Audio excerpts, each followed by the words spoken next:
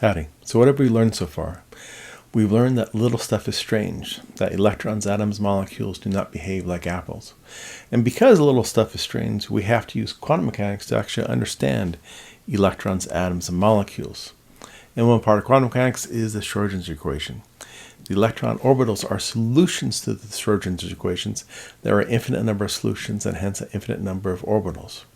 Each orbital is labeled with a unique set of 3 quantum numbers, n, l, m sub l.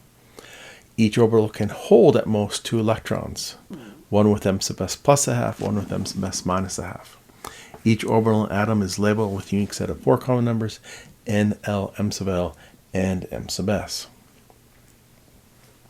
And so today's topic is energy of electron orbitals.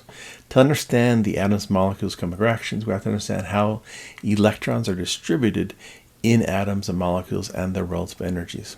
And what we'll see today is that the energies of the orbitals depend on the electrostatic interaction between the nucleus and the electron. And so I want you to be able to understand with today's information is that the energy of electron orbitals is dominated by electrostatic interaction between electron and nucleus. Understand that electrostatic interaction depends on the distance between electron and nucleus and the amount of shielding, how much of the effective nuclear charge the electron sees. Understand that the lower the potential energy, the more stable, and that the more stable low energy orbitals are filled first. Understand the orbitals, order of the orbitals are filled, and how this is related to the periodic table. So electrostatic interaction, opposite charged particles attract, like charged particles repel. It's pretty simple. It follows Coulomb's law. So the force between the particles is equal to K, a constant we're not going to worry about, times charge on particle 1 times charge particle 2, divided by the distance between the particles squared.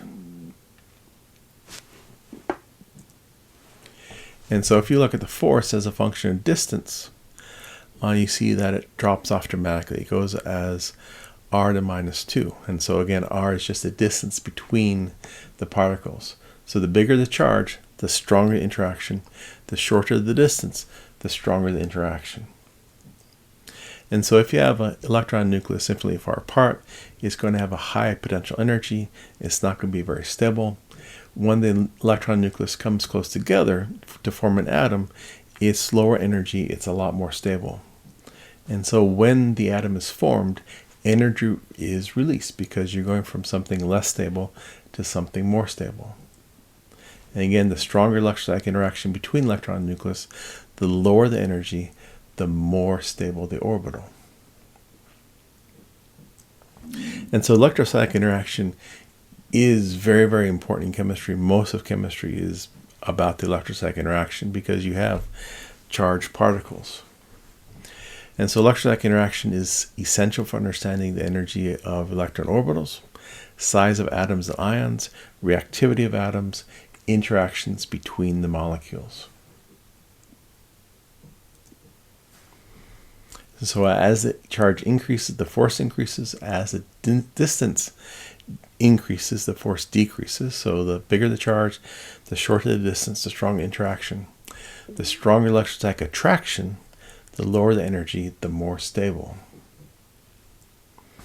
About 50% of Chem 112 is just being able to understand and apply this information about the electrostatic interaction. Again, electrostatic interaction determines the interaction between molecules, energy of orbitals, why molecules form, why ionic solids form. Those are all about the electrostatic interaction. And again, the stronger the attraction, the lower the energy, the more stable. The stronger the repulsion, the higher the energy, the less stable. And so for electron orbital, the smaller the n, remember n is the principal common number, it denotes the size. So the smaller the n, the smaller the size of the orbital, meaning the closer to the nucleus. The stronger electrostatic attraction between electron and nucleus, the lower the energy of the orbital. So the smaller the n, the closer, stronger attraction, lower energy. The larger the nuclear charge the electron sees, so that basically means that the larger the effective nuclear charge, the stronger electrostatic attraction between electron and nucleus, the lower the energy, the more stable. And so how much of the nuclear charge the electron sees is affected by two things. One is the number of protons in the nucleus. So the more protons, the stronger effective nuclear charge, stronger attraction, lower energy. The other is the concept of shielding. And so if you have a nucleus and it's surrounded by two sets of electron density, one closer than the other, the outer electron density is going to be shielded by the inner electron density. So the outer electron density will not see all of the effective nuclear charge, or will not see all of the nuclear charge. And so its effective nuclear charge will be a little bit smaller. And so it's really kind of cool. We can put all this into a flow diagram. So the smaller the n, the closer electrons to the nucleus, the stronger the attraction. The more protons in the nucleus, larger effective nuclear charge, stronger attraction. The less shielding, larger effective nuclear charge, stronger attraction. The stronger the attraction, the lower the energy, and the more stable the orbital. Now, if we think about simply a single electron atom and ion, so you can imagine a hydrogen atom, a helium plus ion, a lithium plus 2 ion, the energy depends just on n. Remember, the smaller the n, the closer electron is to the nucleus, the lower the energy. Now, when you have a many electron atom, you have what's referred to as shielding. So sorry, that should be probably a 3F. And so the F is shielded more than a D, which is shielded more than a P, which is shielded more than a S. And so in a shell, the S is lower energy than the P, which is lower than the D, which is lower than the F, because of the shielding. And again, in terms of shielding, you have nucleus, electron density, and the electron density, outer electron density is shielded, doesn't see the entire nuclear charge because electron density between it and the nucleus.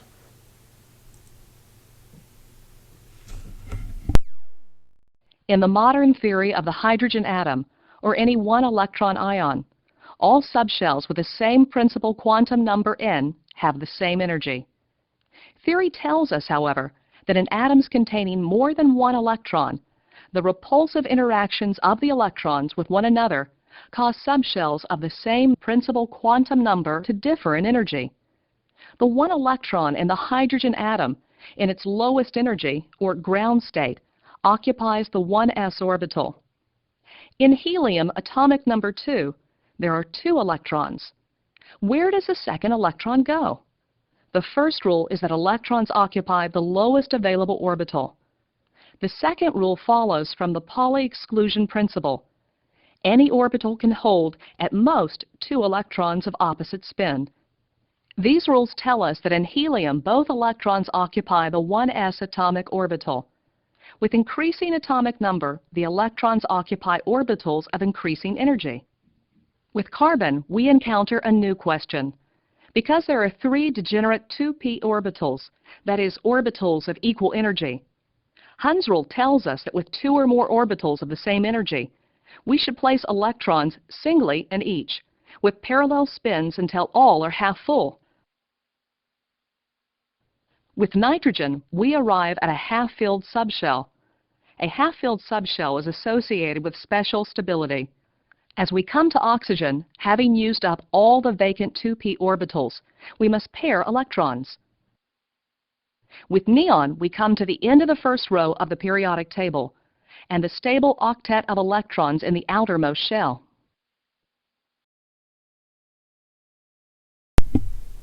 And so full shells of electrons are extra stable.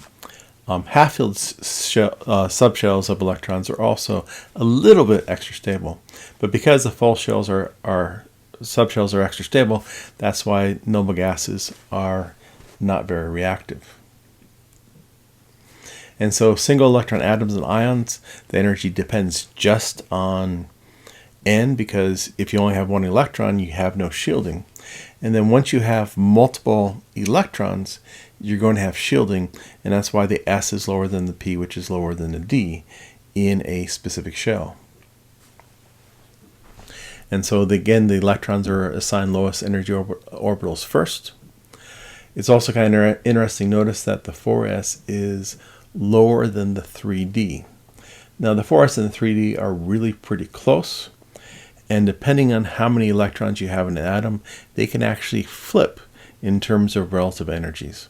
And so again, if you think about what causes the energy of the orbitals, the shielding is fairly important. And so as you add electrons here, you can actually cause the 3d to go lower than the 4s. So these energy levels depend on the atom or ion that you're looking at, depends on the number of protons in the nucleus, also depends on the number of electrons. And so we talked about polar exclusion principle. You can have a maximum of 2 electrons per orbital, one with m sub s plus a half, one with m sub s minus a half. Hund's rule says that when possible, give each electron its own orbital. And so if you have orbitals that have the same energy, that's called degenerate, then the electrons get their own orbital as long as possible. And again, half-filled subshells are a little bit extra stable. Full shell subshells are much more stable. And again, so noble gases have full subshells, which makes them more stable. And so this is based on a decent calculation. And so the energy are in absolute units. And so what it shows you is the energy of the orbitals as you go from one element to another element. And again, if you think about it, the energy of orbitals depends on the number of protons, so it's going to depend on the element. It also depends on the number of electrons because you have shielding between the electrons. Now if you look at, this is the 1s, notice that as you go to more and more protons, the 1s is going lower and lower energy. Each element has a unique set of energy levels for their electrons because each element has a different number of electrons and a different number of protons. But again, notice it follows Hund's rule, so each electron gets its own orbital if the energies are the same. But it is kind of cool. You can see how changing the number of electrons changes the energy of the orbitals.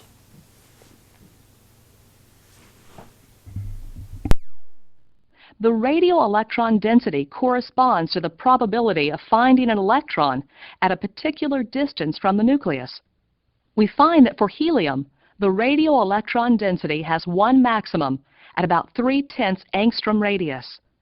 For neon, however, the radial electron density has two maxima, and one rather close to the nucleus, the second much further out.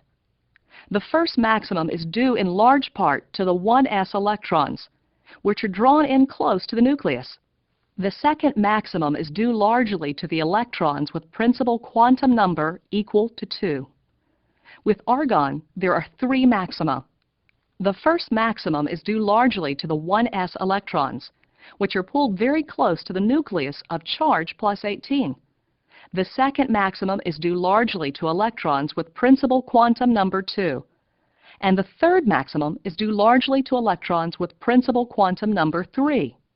These maxima correspond to Lewis's idea of shells of electrons. However, the shells are diffuse and overlap.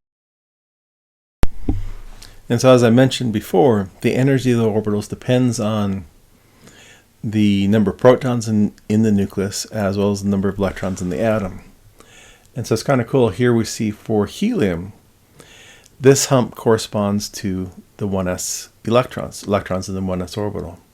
Now for neon, this hump here corresponds to the 1s, electrons in the 1s orbital. And for argon, this hump here corresponds to electrons in the 1s orbital. And so argon has a lot more protons than neon, which has more protons than helium. And so that's why the electrons are drawn closer to the nucleus in argon than it does neon and does helium. And it's the same with the 2s and the 2p. For neon, here's the second shell. And then for argon, there's the second shell. So again, please remember, each atom has a unique set of energy levels depending on the number of electrons in the atom as well as the number of protons in the nucleus.